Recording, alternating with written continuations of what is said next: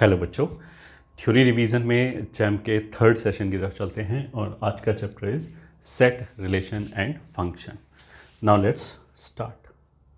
Set तो वैसे बहुत बेसिक सी चीज़ है, फिर भी first point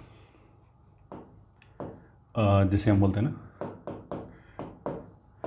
type of sets, that is first हो गया रोस्टर और टेबुलर। उसमें मतलब 1, 3, 7 कुछ ऐसे लिख दिया। दूसरा हो गया प्रॉपर्टी और सेट बिल्डर मेथड, जिसमें हमने कोई प्रॉपर्टी लिख लिया x where x square -5 is greater than 0 and x belongs to integer। ठीक है, तो उसका मतलब क्या है कि इस सेट के अंदर x टाइप के सारे एलिमेंट है जो इस प्रॉपर्टी को सेटिस्फाई करे कि एक्स स्क्वायर -5 पॉजिटिव होना चाहिए एंड x इंटीजर होना चाहिए। उसके बाद सेकेंड पॉइंट पे चलते हैं। There is something called finite infinite set. तो फाइनाइट सेट का मतलब क्या है कि number of elements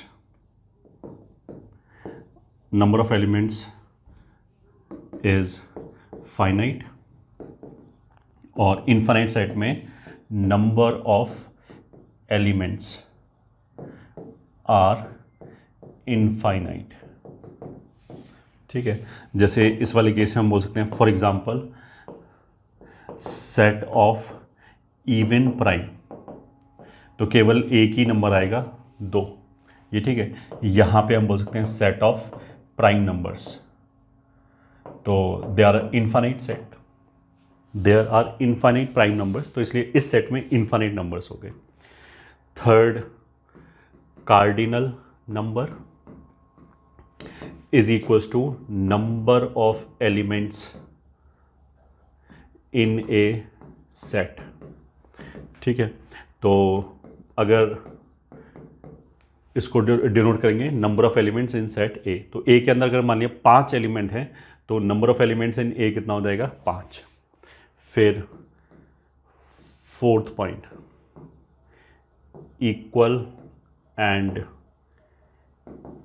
equivalent sets. Equal set मतलब ईच हैविंग सेम एलिमेंट्स। ये ठीक है, नो एक्स्ट्रा। ठीक है, दोनों के अंदर एग्जैक्टली सेम एलिमेंट्स होने चाहिए। इक्वलेंट का मतलब क्या है कि number of elements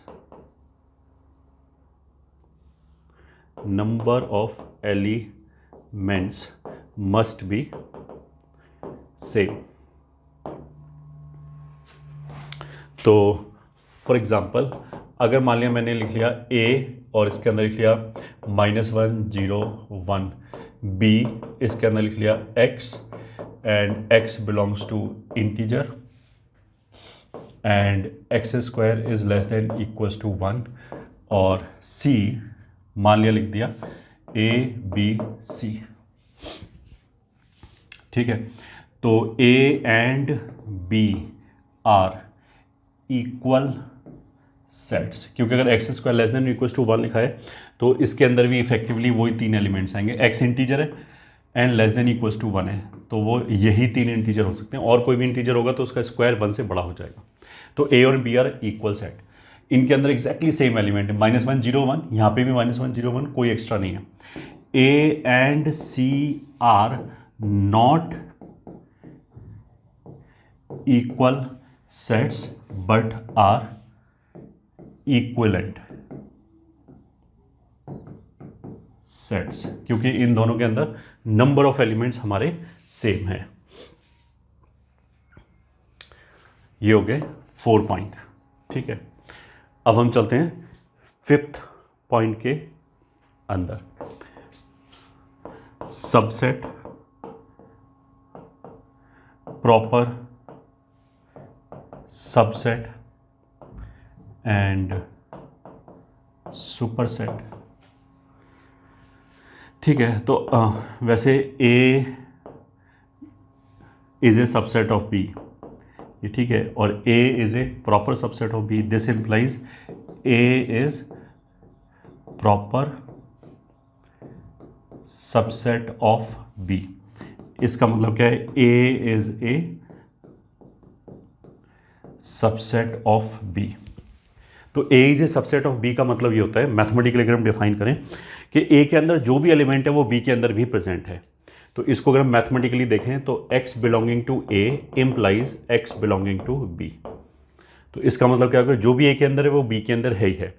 proper subset का मतलब क्या है कि सबसेट तो वो होना ही चाहिए, बट B में कम से कम एक एलिमेंट एक्स्ट्रा भी होना चाहिए। तो this implies x belonging to A implies x belonging to B and there exists a y belonging to B such that y does not belongs to A। मतलब A के सारे एलिमेंट B में होने चाहिए और B के अंदर कम से कम एक एक्स्ट्रा एलिमेंट होना चाहिए। और सबसेट में क्या है, ऐसा कोई कंडीशन नहीं है। ठीक है, और इसी वाले केस में B इज कॉल्ड सुपरसेट। ठीक है, अगर A B का सबसेट है तो B A का सुपरसेट हो गया, ये हो गया। ठीक है, ये हो गया हमारा 5वां पॉइंट। फिर 6th पॉइंट,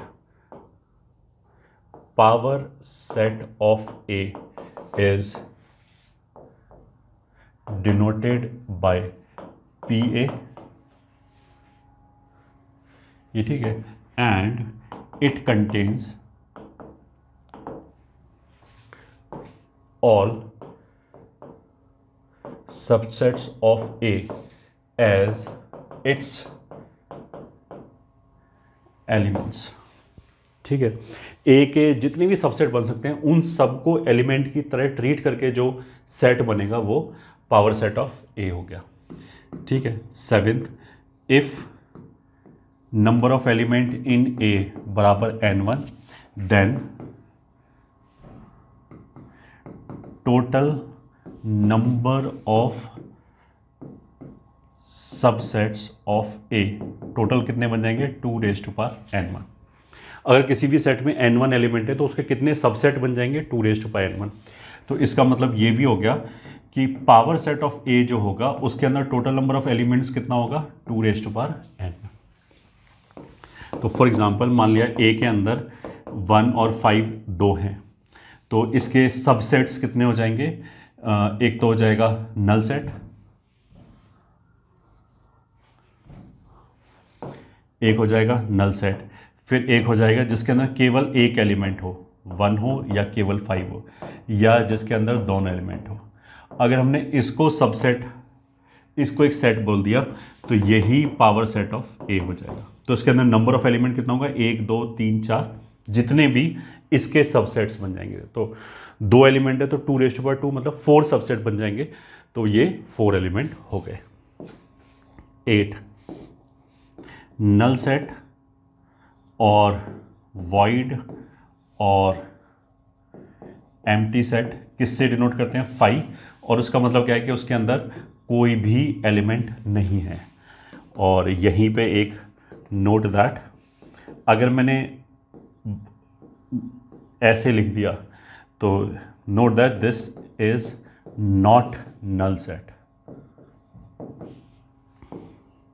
क्योंकि इसके अंदर तो एक एलिमेंट आ गया, तो ये नल सेट नहीं है। नल सेट के लिए तो ये अंदर खाली रहना चाहिए। 9th,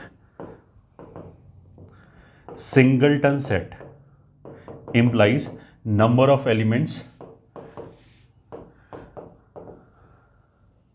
is equals to 1। तो अगर नंबर ऑफ एलिमेंट्स 1 है तो उसका मतलब क्या हो गया, सिंगलटन सेट हो गया। फिर 10th में एल्जेब्राइक ऑपरेशन। तो अगर सेट A यूनियन B दिया है तो उसका मतलब क्या है, विल कंटेन ऑल एलिमेंट्स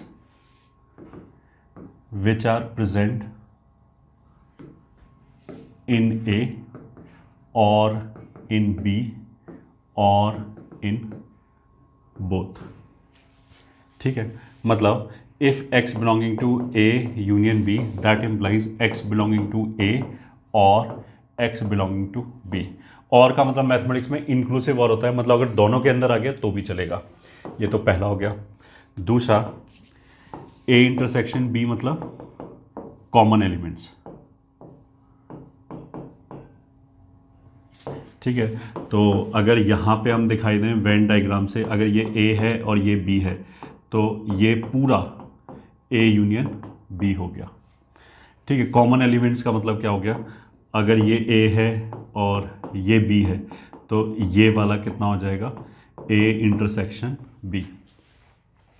तो मैथमेटिकली x अगर a इंटरसेक्शन b में that will imply x belonging to a and x belonging to b, मतलब दोनों जगह पे होना चाहिए। तीसरा हो जाएगा कॉम्प्लीमेंट, तो उसको हम ए सी और ए बार और ए डैश से भी डिनोट कर सकते हैं। और अगर ये ए है तो जो बाहर बच गया ये, ठीक है, ये हमारा ए डैश हो गया या ए बार हो गया। कॉम्प्लीमेंट मतलब पूरे सेट में से वो निकाल दिया। ठीक है, फोर्थ, यूनिवर्सल सेट। ठीक है, containing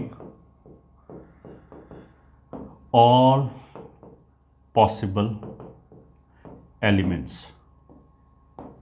ठीक है, तो अगर ऐसे मान लिया हमने ए ये बोला है, बी ये बोला है, तो ये जो बाहर वाला सेट हो गया, ये जो रेक्टेंगल हो गया, ये हमारा यूनिवर्सल सेट हो गया, जिसके अंदर सारे पॉसिबल एलिमेंट्स आ जाएं, जितना भी पॉसिबल है। ठीक है, अंडर गिवन कंसिडरेशन जो जो भी एलिमेंट आ सकता है वो सारे यूनिवर्सल के अंदर आ जाने चाहिए। ये हो गया। फिफ्थ, डिफरेंस ऑफ सेट, तो इसको लिखेंगे a माइनस बी। ठीक है, तो it will contain all elements of a which are not common with b। उसका मतलब क्या है कि अगर कोई भी एलिमेंट a माइनस बी में है तो दैट इम्प्लाइज x a में तो होगा एंड x b में नहीं होना चाहिए। ठीक है, वेन डायग्राम वाइज बात करेंगे तो मान लिया ये सेट a है, ये b है, तो ये वाला जो सेट है this is called a minus B. A में से हमने b के साथ कॉमन पोर्शन निकाल दिया, तो ऑफ कोर्स ये वाला जो पार्ट बचेगा वो b माइनस ए बचेगा। ये हमारा हो गया मोटा मोटा सिक्स्थ, सिमेट्रिक डिफरेंस। ये ठीक है, a सिमेट्रिक डिफरेंस, b का मतलब क्या हो गया, a minus B union b minus A. ठीक है, तो ये वाला पार्ट ले लिया एंड ये वाला पार्ट ले लिया, तो इसको हम ये बोलेंगे दोनों को मिला के। मतलब this is nothing but a union b में से हमने a इंटरसेक्शन b निकाल दिया। ये हो गया हमारा। ठीक है, नेक्स्ट चलते हैं अब रिलेशन। रिलेशन में first ordered pair. Ordered pair का मतलब क्या है, पेयर का मतलब क्या है, दो, और ऑर्डर्ड का मतलब क्या है, जिसमें ऑर्डर मैटर करे। तो एनी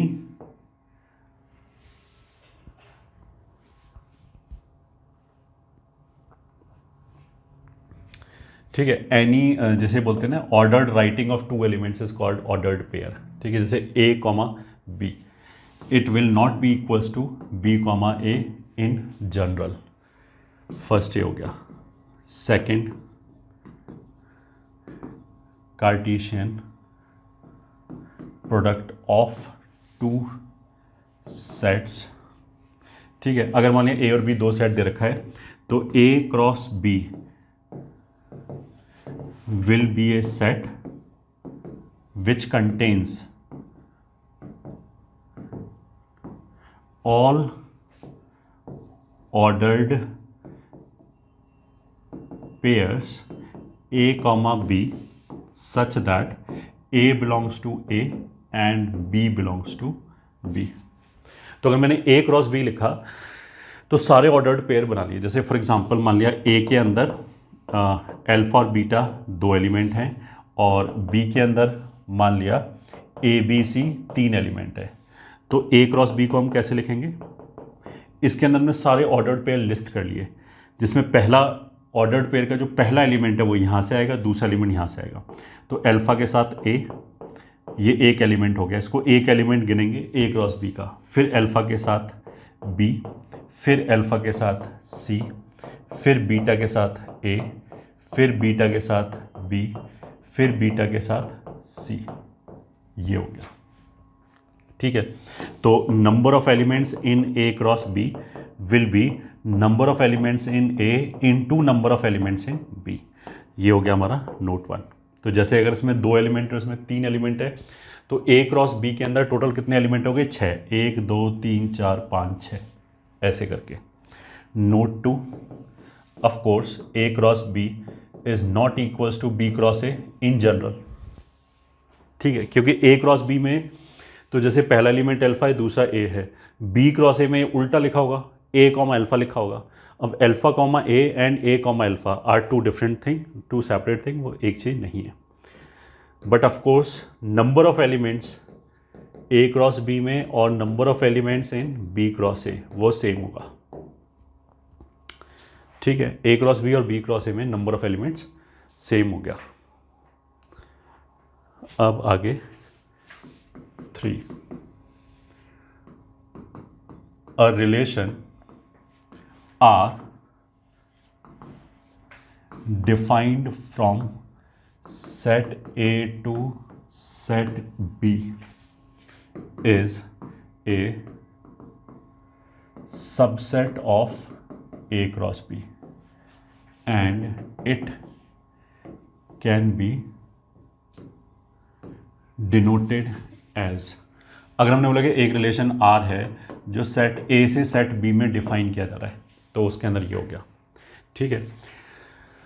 अब इसके अंदर क्या होगा कि A क्रॉस B का कोई भी एक सबसेट ले लिया, वो एक रिलेशन हो गया। तो जैसे फॉर एग्जांपल मान लिया A जो अभी हमने लिखा था अल्फा कॉमा बीटा, और B मान लिया हो गया A B C, तो A क्रॉस B मान लिया हो गया, मान लिया नहीं, ये तो पक्का ही हो गया, alpha A alpha B alpha C, फिर ऐसे ही comma beta A beta B and beta C, ठीक है। अब एक रिलेशन R जो है वो इसका सबसेट है। अब सबसेट में अलग अलग तरह के रिलेशंस डिफाइन कर सकते हैं। तो कितने रिलेशंस डिफाइन कर सकते हैं? जितने भी इसके सबसेट होंगे, ठीक है। अब इसके अंदर कितने एलिमेंट होंगे? अगर पहले के अंदर n1 है, इसके अंदर n2 है, तो इसके अंदर total number of elements will be n1 into n2। तो कितने सबसेट बन जाएंगे? 2n1 n2। तो उतने ही तरह की रिलेशंस हम डिफाइन कर सकते हैं। तो यहाँ पे जैसे ये टोटल 6 एलिमेंट हुए, तो 2 मतलब 64 रिलेशंस हम A टू B डिफाइन कर सकते हैं, डिफरेंट टाइप की। उनमें से एक रिलेशन मान लिया ये है alpha A alpha B and beta B, ये एक रिलेशन है, ठीक है। अब इसको मैं डायग्राम वाइज दिखाऊं तो I will show something like this, A B और ये रिलेशन R है, इसके अंदर अल्फ़ा और बीटा है, इसके अंदर A B C है। ये तो फिक्स हो गए। अब देखो अल्फ़ा को A से रिलेट कर रखा है, अल्फ़ा को A से रिलेट कर रखा है, इसको हम डायग्राम में ऐसे दिखाई देंगे। फिर अल्फ़ा को B से भी रिलेट कर रखा है, ऐसे दिखाई देगा। फिर बीटा को B से रिलेट कर रखा है, तो ये हो गया। अब यहाँ पे जो भी एलिमेंट कवर हुआ, जो भी एलिमेंट कवर हुआ उसको तो हम बोलेंगे रिलेशन R का डोमेन, और इधर जो भी एलिमेंट कवर हुआ, जैसे A और B कवर हुआ, C छूट गया, तो A और B को हम क्या बोलेंगे? R का रेंज। तो अब डिफरेंट नोट्स हो गए। नोट 1, ये तो एग्जाम्पल था। Note 1, if number of elements in A बराबर n1 and number of elements in B बराबर n2, then total number of different possible relations defined from A to B will be equals to 2 raised to power n1 n2। इतनी relations हम define कर सकते हैं। फिर note 2 कि जैसे ये जो रिलेशन R आया, इसके अंदर जो पहले पहले एलिमेंट्स आए जैसे अल्फा अल्फा और बीटा आया, उनका जो सेट होगा that will be called domain of R। तो domain of relation R is collection of all element alpha, all element X and where X is equals to, मतलब domain होगा वो कौन कौन सा एलिमेंट होगा, X टाइप का एलिमेंट होगा जहां पे X, Y is an element of R। ठीक है, मतलब अगर डोमेन और R निकालना है तो X, Y मान लिया R का एक एलिमेंट है तो उसमें पहले वाला एलिमेंट उठा लिया, ऐसे सारे एलिमेंट का set will be the domain. तो जैसे इस वाले केस में डोमेन कितना हो जाएगा, अल्फा बीटा। अब फंक्शन में तो क्या होता है, ये सारे कवर होने चाहिए। यहाँ पे बाई चांस कवर हो भी रहा है इस पर्टिकुलर एग्जांपल में, बट ये सारे कवर होने जरूरी नहीं है रिलेशन के अंदर। अगर मान लें केवल अल्फा ही कवर हो रहा है तो भी रिलेशन में चलेगा, फंक्शन में नहीं चलेगा। तो ऐसे ही रेंज ऑफ आर का मतलब क्या हो गया, y अगर x, y is an element of r, तो r के जितने भी एलिमेंट्स हैं उनके सेकंड एलिमेंट्स का collection will be called range. अब आगे चलते हैं, ये हो गया third point. Fourth point, if R is defined on set A, then it means it is subset of A cross A। पहला ये हो गया। Fifth, if alpha comma beta belongs to R, then it is also written as alpha R beta. ये ठीक है, और R relates element alpha to element beta. इसका मतलब ये भी है, अल्फा और बीटा का मतलब क्या है कि रिलेशन R जो है वो अल्फा को बीटा से रिलेट कर रहा है। ठीक है। सिक्स्थ,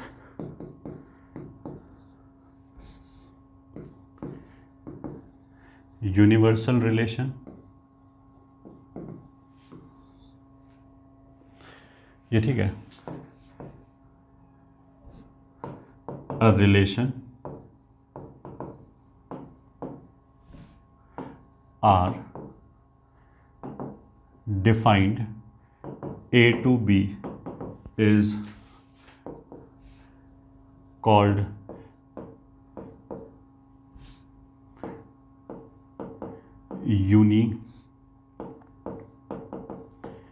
यूनिवर्सल इफ R बराबर A क्रॉस B। ठीक है, वैसे तो हमने क्या बोला था, A क्रॉस B का सबसेट होगा, बट प्रॉपर सबसेट होगा ऐसा जरूरी नहीं है। अगर मैंने पूरा ही A क्रॉस B उठा लिया तो वो यूनिवर्सल रिलेशन हो गया, ये ठीक है। और ऐसे ही void or null relation if R is null set. ठीक है, आइडेंटिटी रिलेशन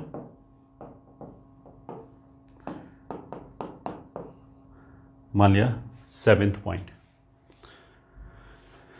तो relation R defined on set A is called identity relation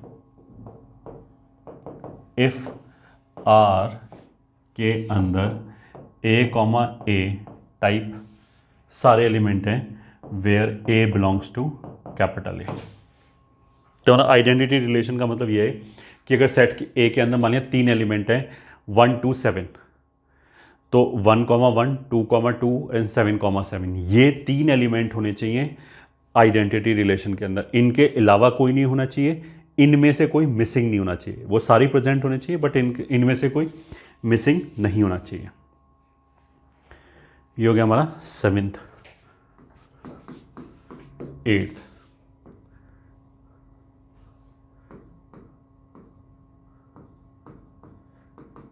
classification of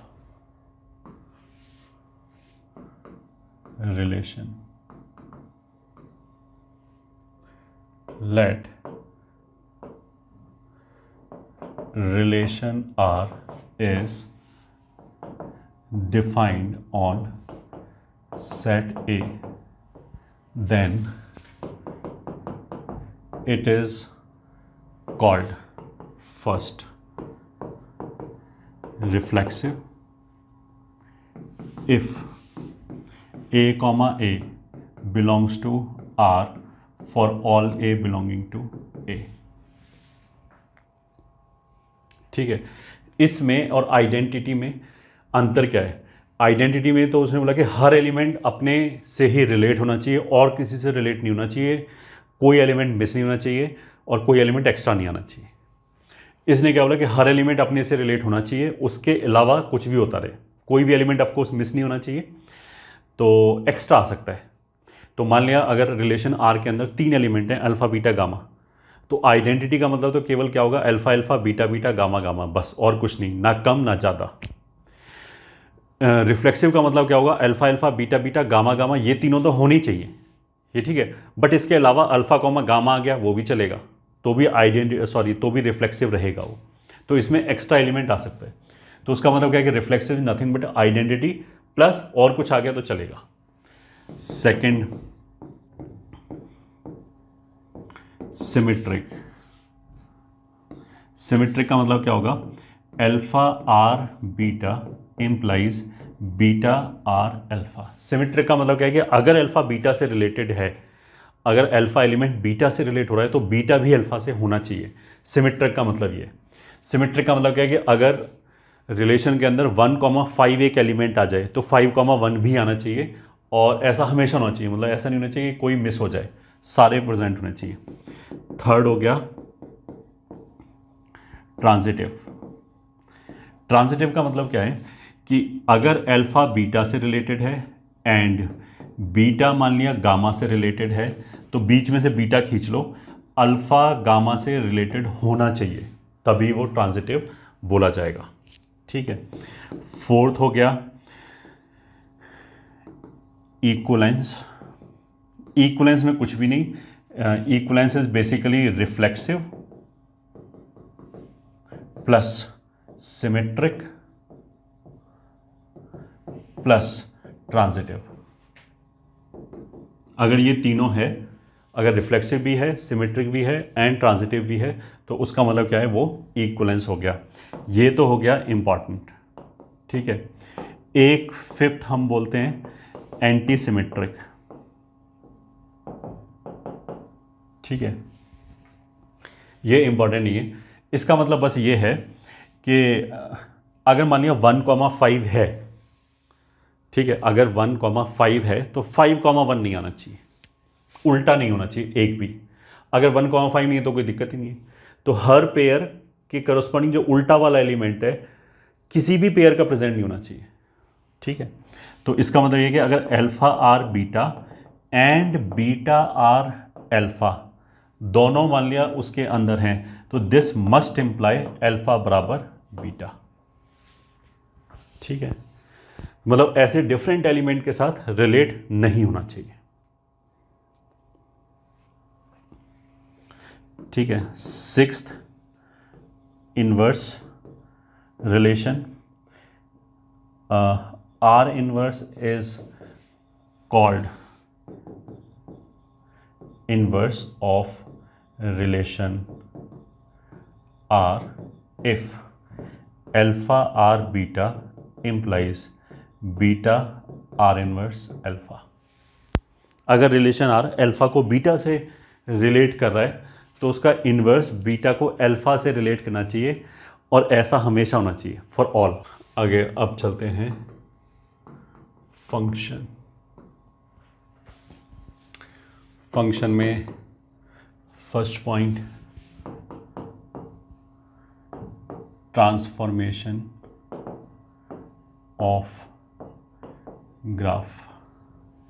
मान लिया अगर मेरे को y बराबर fx का ग्राफ पता है, इसका ग्राफ नोन है, ठीक है, और इसमें मैंने x को रिप्लेस कर दिया x माइनस ए से, ठीक है, और a मान लिया पॉजिटिव है, ठीक है, तो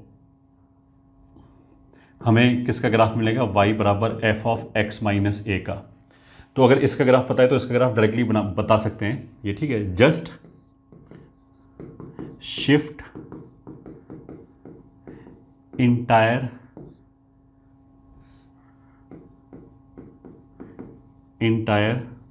curve parallel to x axis with a units towards right. तो अगर हमने x को x माइनस ए से रिप्लेस किया, मान लिया x को x माइनस 5 से रिप्लेस किया, तो x एक्सिस के पैरेलल हमने 5 यूनिट से आगे शिफ्ट कर दिया। तो अगर y को y माइनस 5 से करेंगे तो y एक्सिस के पैरेलल पॉजिटिव डायरेक्शन में शिफ्ट करेंगे, ठीक है, अगर बीच में माइनस है। अगर मान लिया बीच में प्लस है, x प्लस 3 है, तो नेगेटिव डायरेक्शन में 3 यूनिट से, y प्लस 4 है तो नीचे 4 यूनिट से। ये तो एक हो गया। अगर हमने x को रिप्लेस किया माइनस एक्स से, तो y बराबर f ऑफ माइनस एक्स का ग्राफ आएगा। तो इसके लिए हम क्या करेंगे, reflect entire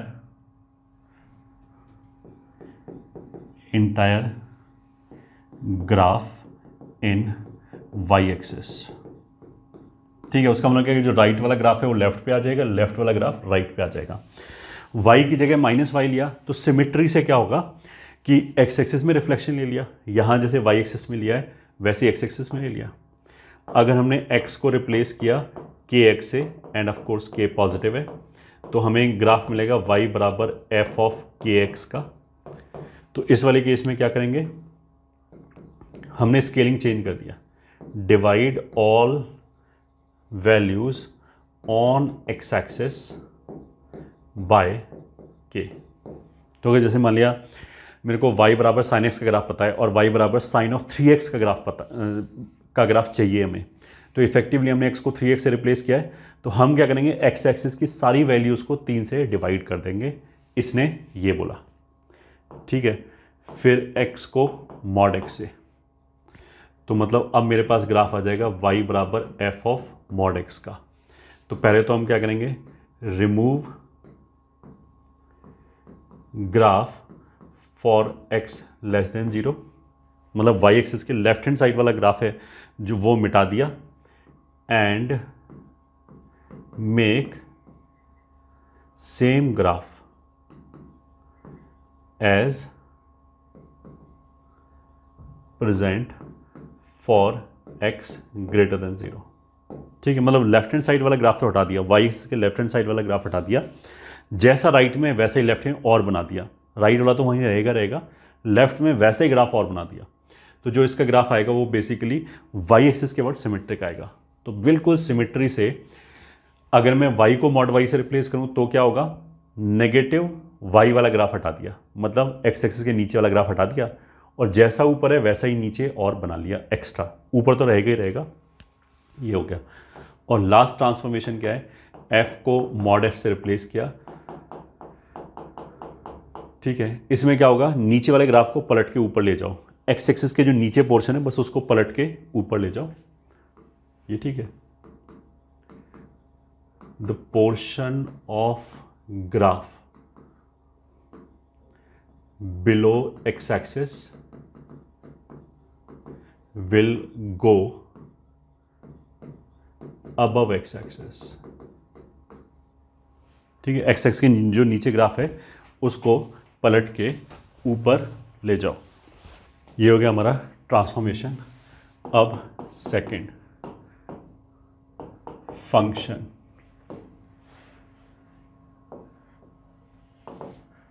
defined from A to B.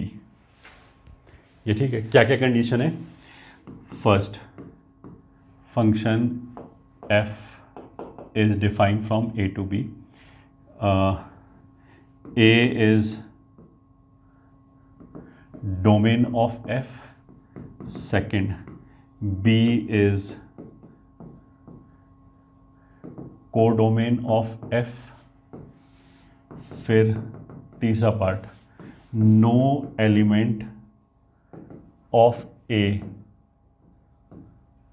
should be left without an image. Fourth part, one element can have exactly one image. Exactly one image. Fifth part, set containing all images is called range. तो जैसे मान लिया A to B हमने एक function f define किया और मान लिया यहाँ पे alpha 1, alpha 2, alpha 3, alpha 4, alpha 5 5 element है। इधर beta 1, beta 2, beta 3, beta 4, beta 5, beta 6, मान लिया 6 एलिमेंट है।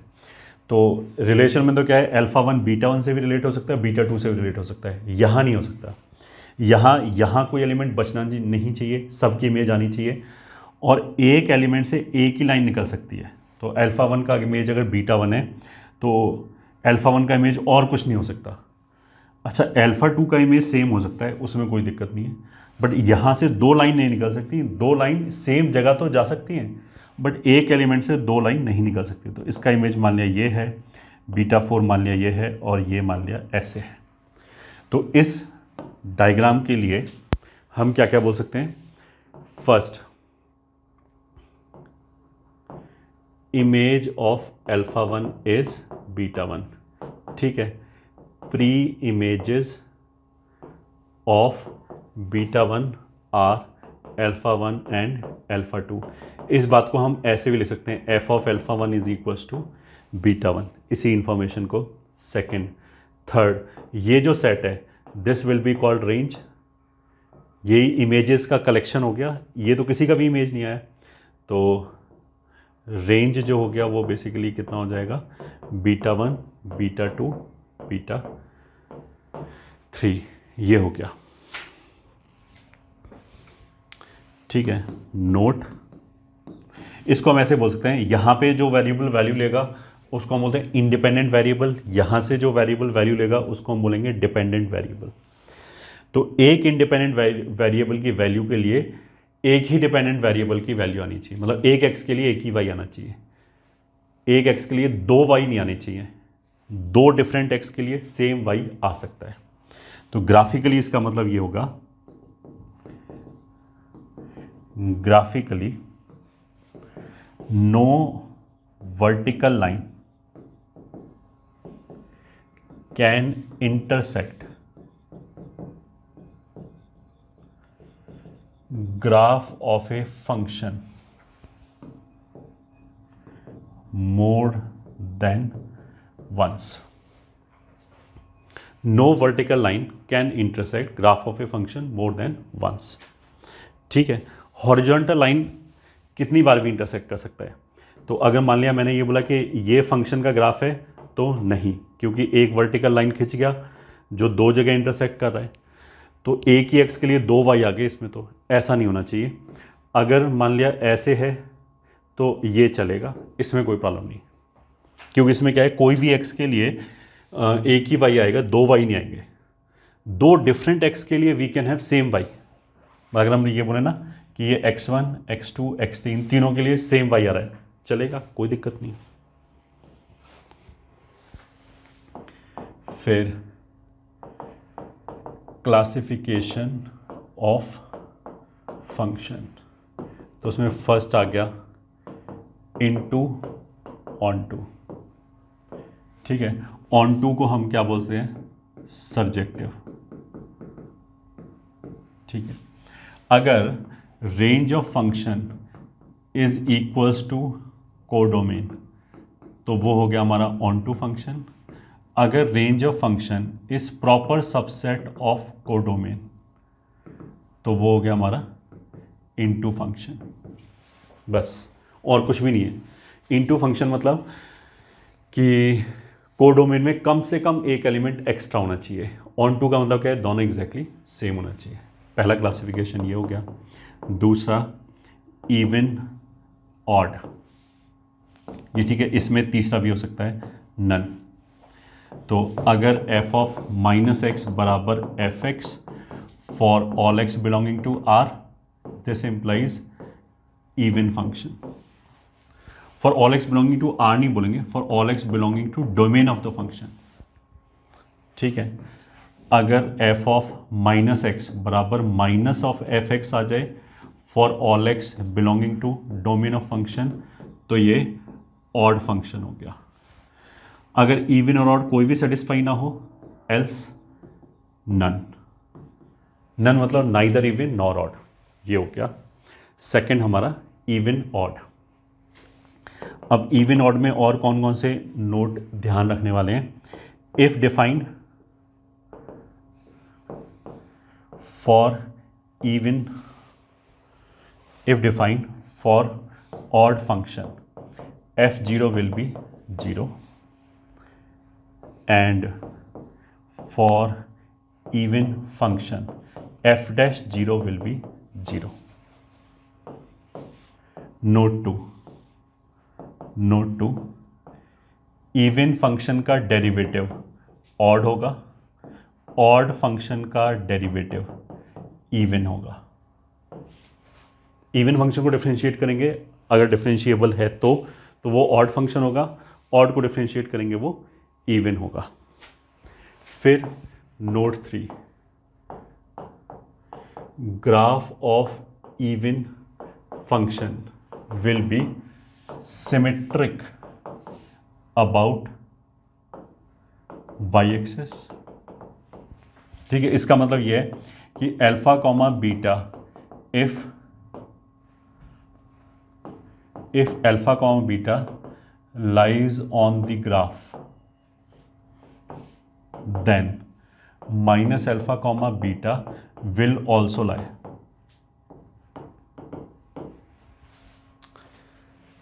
फिर note 4, graph of odd function will be symmetric about origin. तो if alpha comma beta lies on the graph, then minus alpha comma minus beta will also lie on the graph, of course. Note 5, for even odd classification,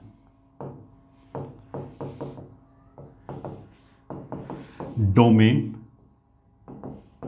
must be symmetric about origin. मतलब अगर even या odd में मेरे को classify करना है तो उस फंक्शन का डोमेन ऑरिजिन के अबाउट सिमेट्रिक होना चाहिए। मतलब अगर अल्फा डोमेन में आ रहा है तो माइनस अल्फा भी डोमेन में आना चाहिए। तो अगर कोई भी फंक्शन ऐसा है जिसका डोमेन ऑरिजिन के अबाउट सिमेट्रिक ही नहीं है तो वो इवन ऑड कुछ नहीं होगा, फिर तो नन होगा वो सीधा सीधा। ठीक है, इसका मतलब ये है। फिर नोट 6, नोट 6 में क्या है कि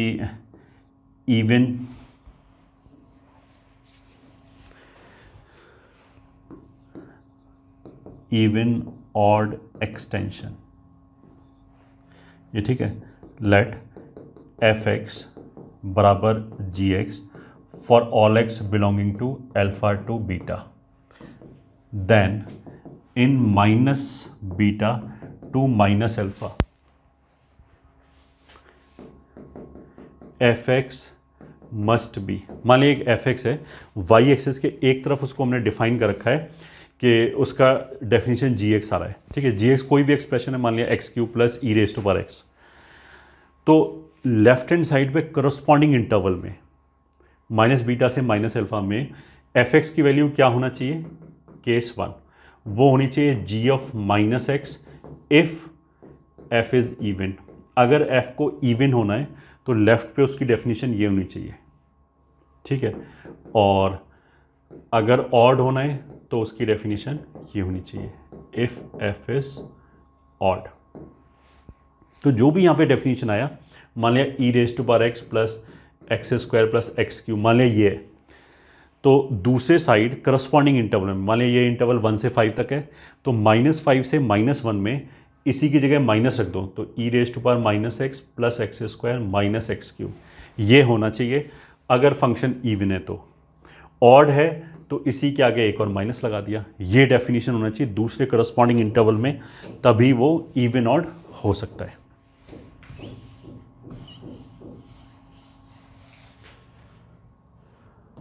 ये note 6।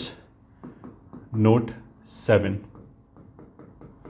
F x plus F of minus x हमेशा इवन फंक्शन होगा, F x minus F of minus x हमेशा ऑड फंक्शन होगा।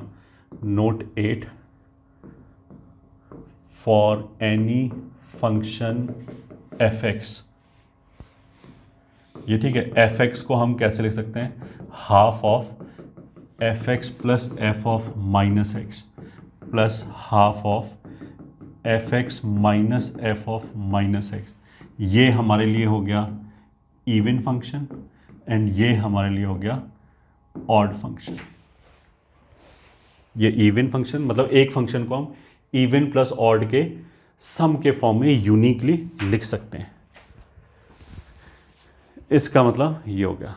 तो this was our second classification, even और ऑड। अब हम जाते हैं थर्ड क्लासिफिकेशन पे and that is called 1-1 and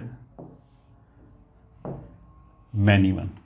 1-1 को हम इंजेक्टिव भी बोलते हैं, मैनी वन का तो कोई नाम है नहीं, मतलब मैनी वन को हम बोल सकते हैं नॉट इंजेक्टिव। यहाँ पे कोई तीसरा क्लासिफिकेशन नहीं, या तो फंक्शन 1-1 होगा या मैनी वन होगा। 1-1 का मतलब क्या है कि कोई भी 2x के लिए सेम y नहीं आना चाहिए। मतलब अगर एफ एल्फा बराबर एफ ऑफ बीटा है तो this must imply alpha is equal to beta for 1-1 function, ठीक है। Second, many one implies not 1-1, ठीक है, ऐसे बोल सकते हैं। या फिर at least 2 distinct x have same value of y, तो उसको हम मैनी वन बोलेंगे, ठीक है। अगर हम ग्राफिकली बात करें तो मैनी वन फंक्शन का जो ग्राफ है उसमें क्या होगा, कम से कम एक हॉरिजॉन्टल लाइन ऐसा जरूर खिंच जाएगा जो दो जगह इंटरसेक्ट कर रहा हो। 1-1 में कोई भी हॉरिजॉन्टल लाइन ऐसा नहीं खिंचेगा जहां पे ग्राफ के 2 पॉइंट आ जाए, ठीक है। Note, for continuous function to be 1-1 it should be either increasing or decreasing, या तो हमेशा इंक्रीजिंग होना चाहिए या डिक्रीजिंग होना चाहिए। तो अगर डिफरेंशिएबल फंक्शन है एंड 1 1 है तो एफ डैश का साइन चेंज नहीं होना चाहिए, एफ डैश या तो पॉजिटिव रहे या फिर एफ डैश हमेशा नेगेटिव रहे। ये हो गया नोट 1। नोट 2, पीरियोडिक फंक्शन, ठीक है, या फिर फ्लक्चुएट कर रहा है, फ्लक्चुएटिंग फंक्शन, या फिर इवन फंक्शन, या फिर फंक्शन विद मल्टीपल रूट्स, ठीक है, या फिर even degree polynomials, these will be all many one function, ठीक है। और डिग्री पॉलिनोमियल क्या होगा? कुछ भी हो सकता है।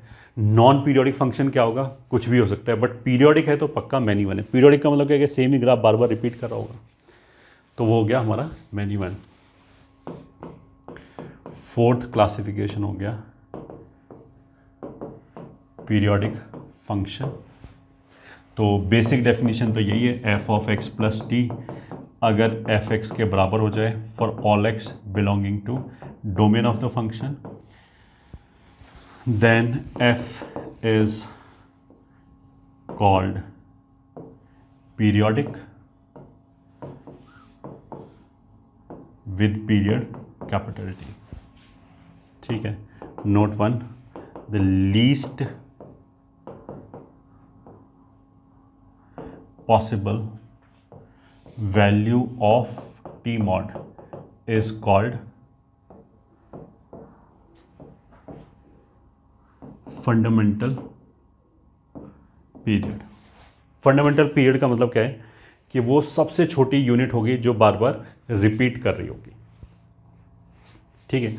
अगर कांस्टेंट फंक्शन है तो वो पीरियोडिक तो होगा क्योंकि उसका मैंने कुछ पोर्शन कट किया तो वो बार बार रिपीट करेगा, बट वो सबसे छोटा लेंथ विल नॉट एग्जिस्ट।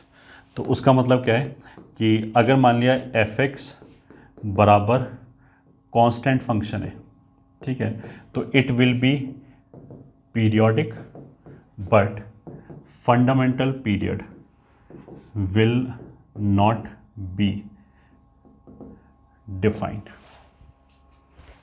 ये हो गया नोट 3।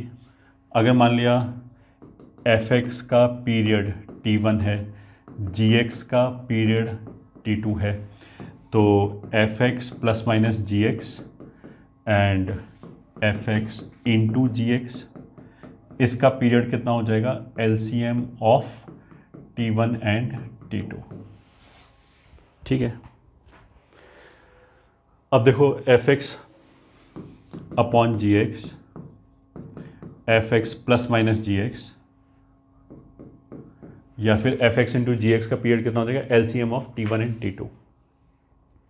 ये जरूरी नहीं है कि फंडामेंटल पीरियड यही आ जाए, ठीक है। फंडामेंटल पीरियड या तो इतना होगा या इससे भी छोटा होगा।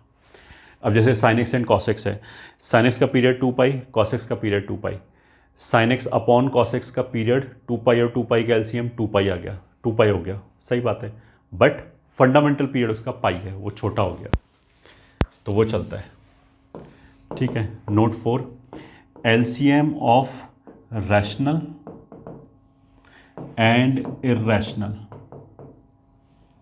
नंबर डज नॉट एग्जिस्ट, ठीक है। एक रैशनल और एक इर्रेशनल नंबर है तो दैट विल नॉट एग्जिस्ट। फिर नोट 6, अगर एफ एक्स का पीरियड कैपिटल टी है तो first f of x plus k f x 1 upon f x root f x, इन सब का पीरियड कैपिटल टी रहेगा।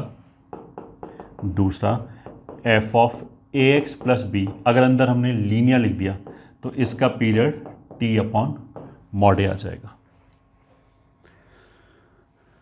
तो इसका पीरियड कितना आ जाएगा? टी अपॉन मॉड ए। फिर नोट 7, अगर मान लिया एफ ऑफ जी एक्स लिखा है, ठीक है, तो केस 1 अगर जी एक्स पीरियोडिक है विद पीरियड टी, तो ये पूरा फंक्शन पीरियोडिक हो जाएगा विद पीरियड टी। दूसरा, जी एक्स मान लिया ए एक्स प्लस बी है and f x is periodic with period T one, तो इस पूरे फंक्शन का पीरियड कितना हो जाएगा टी वन अपॉन मॉड ए।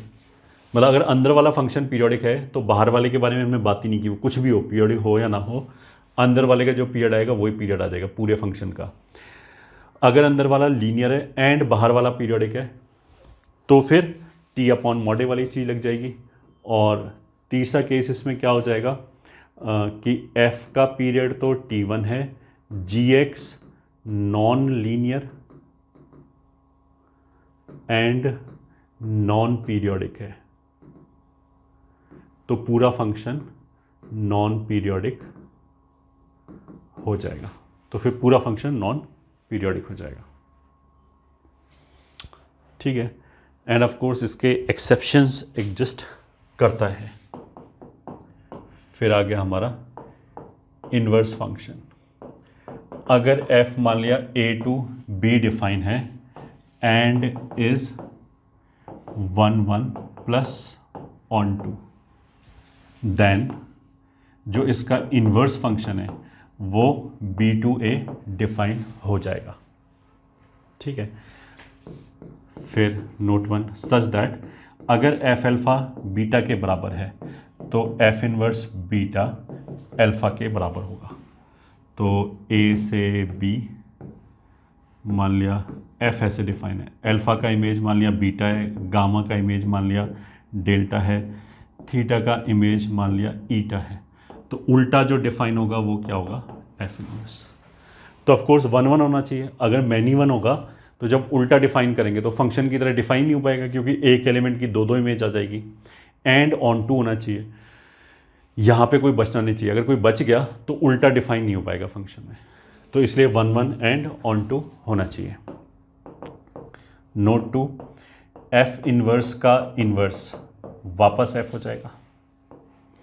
फिर note 3 F inverse of F x will be x for all x belonging to domain of f, and f of f inverse x will be equals to x for all x belonging to domain of f inverse, ठीक है।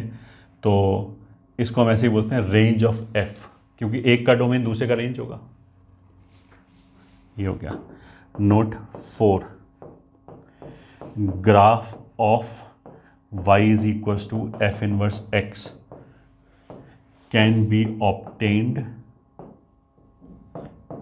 from graph of y is equals to fx by interchanging x and y axis। ये हो गया हमारा note 4। फिर note 5 graphs of y is equals to fx and y is equals to f inverse x will be symmetric about the line y is equals to x। अगर y is equals to fx के graph पे एक point है a alpha comma beta, तो y is equals to f inverse x के graph पे एक दूसरा पॉइंट हो जाएगा कोई a1 beta comma alpha. Of course note 6 f inverse का derivative will be 1 upon f dash f inverse x। एक तो ये बोल सकते हैं, दूसरा हम ऐसे बोल सकते हैं इसी रिलेशन से कि अगर मेरे को एफ इनवर्स एक्स का डेरिवेटिव चाहिए a1 पे, ठीक है, तो हम क्या कर सकते हैं कि 1 अपॉन एफ डैश अल्फ़ा निकालें और उसका रेसिप्रोकल ले लें।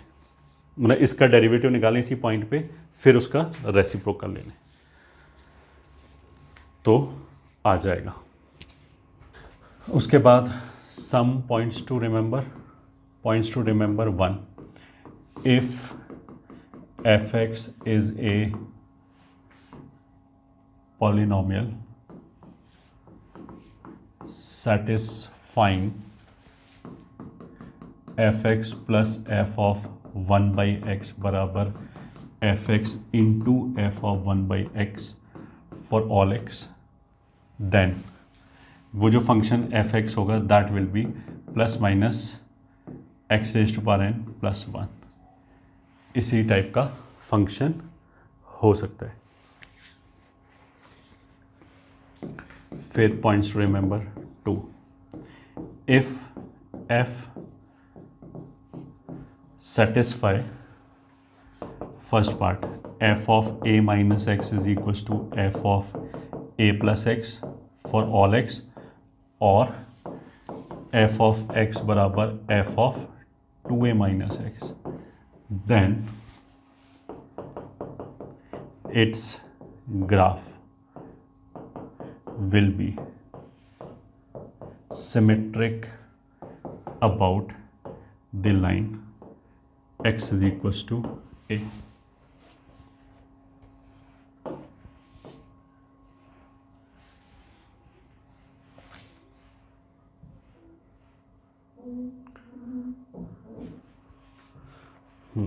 दूसरा, अगर ये माइनस हो जाए या ये माइनस हो जाए, देन इस graph will be symmetric about the point a, 0.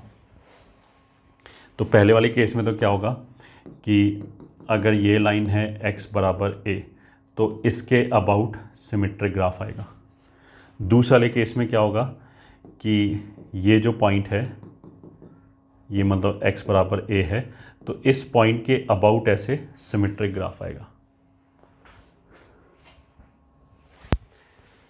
Third point कि अगर f of a minus x बराबर f of a plus x हो जाए and f of b plus x बराबर f of b minus x हो जाए for all x and a not equals to b, then fx will be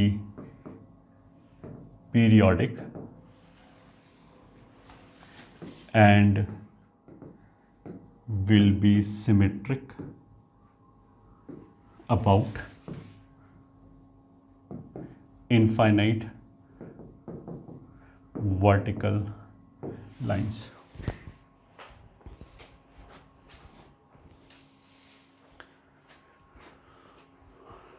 Will be symmetric about infinite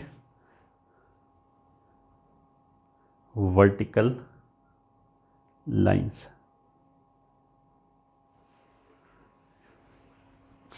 ये एक point और हो गया. This was points to remember. 2 points to remember. 3,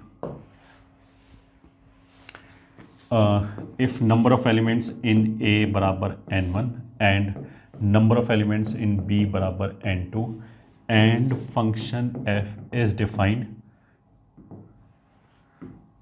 A to B, then first total number of functions बराबर. इसको हम ऐसे treat कर सकते हैं कि जो अगर हमने A से B में डिफाइन किया है तो इनको तो हम ऑब्जेक्ट की तरह ट्रीट करें. मतलब अब ये पीएनसी का क्वेश्चन हो गया बेसिकली. अगर पीएनसी नहीं अच्छी तरह आता है तो ये छोड़ दिया, और इसमें हम ये पर्सन्स की तरह डिफाइन कर सकते हैं. तो फंक्शन डिफाइन करने का मतलब क्या है कि हमें n1 ऑब्जेक्ट्स को n2 लोगों में बांटना है. तो पहली ऑब्जेक्ट उठाया n2 तरीके, फिर दूसरा ऑब्जेक्ट उठाया n2 तरीके, तो टोटल इतने फंक्शंस आ जाएंगे.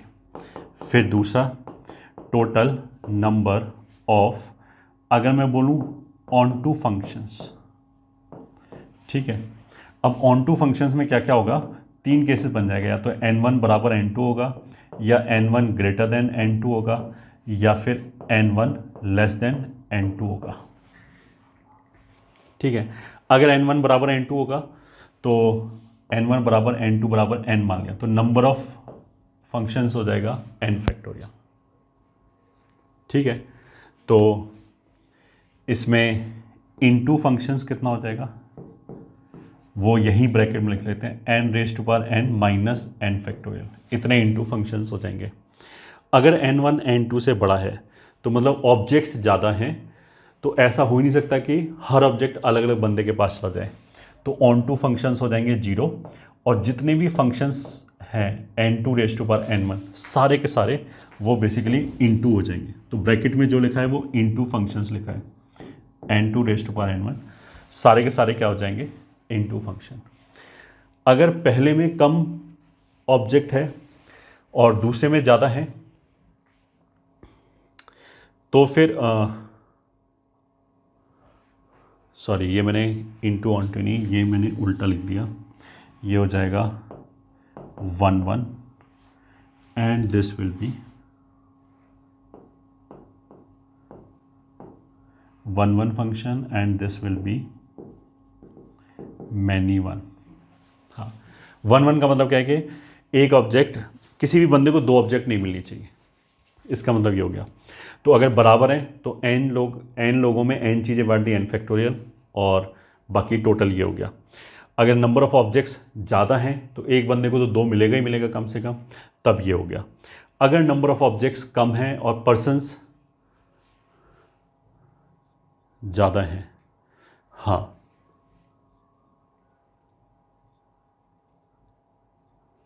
हाँ अब सही है, नंबर ऑफ ऑब्जेक्ट्स कम है पर्सन ज़्यादा हैं, तो हम क्या कर सकते हैं कि n2 में से हमने n1 लोग सेलेक्ट किए जिनको हमें एक एक ऑब्जेक्ट देनी है, और उनको एक एक ऑब्जेक्ट दे दिया। ये तो हम ग्रीन से लिख लेते हैं, n2 में से n1 पर्सन सेलेक्ट किए और उनको एक एक ऑब्जेक्ट दे दिया। ये हो गया हमारा नंबर ऑफ 1 1 फंक्शंस। और जो मैनी 1 फंक्शंस आएगा वो तो टोटल वही, टोटल में से n2 c n1 ये घटा दिया, ये हो गया टोटल नंबर ऑफ 1 1 फंक्शंस या मैनी 1 फंक्शंस। अब आएगा third part, total number of onto functions. ठीक है, तो इसमें भी वही केस बना लेते हैं, ऑन टू फंक्शंस, और ठीक है कि n1 बराबर n2 है तब तो n फैक्टोरियल हो गया। ठीक है, ऑन टू अगर n1 लेस देन n2 है तो मतलब बस हमारे पास ऑब्जेक्ट कम है, लोग ज़्यादा हैं, तो सबको एक एक दे ही नहीं सकते, तो ऑन टू आएगा 0। और अगर n1 ग्रेटर देन n2 है, तो अब देखो इसका फॉर्मूला कॉम्प्लिकेटेड है कि मान लिया हमें 10 ऑब्जेक्ट हैं और 8 लोग हैं, and I have to ensure कि हर बंदे को कम से कम एक एक मिले। तो हम ऐसे करेंगे, पहले तो हमने आँख बंद करके बांट दिया, तो वो हो गया n2 raise to power n1 minus, जब एक बंदे को कुछ नहीं मिला तो n2 c1 and n2 minus 1 raise to power n1 plus, जब 2 बंदों को कुछ नहीं मिला n2 minus 1 raise to power n1 minus, alternate plus minus चलता जाएगा, n2 माइनस सॉरी ये 1 आ गया तो यहाँ 2 2 3 3 raise to power n1 plus and so on, ये आ जाएगा। और जो इनटू फंक्शंस आएगा वो इस वाले केस में आ जाएगा टोटल में से ये, और वो आ जाएगा n2 raise to power n1 इस वाले केस में। इस वाले केस में n2 raise to power n1 में से ये घटाएंगे तो ये घट जाएगा और इतना बचेगा।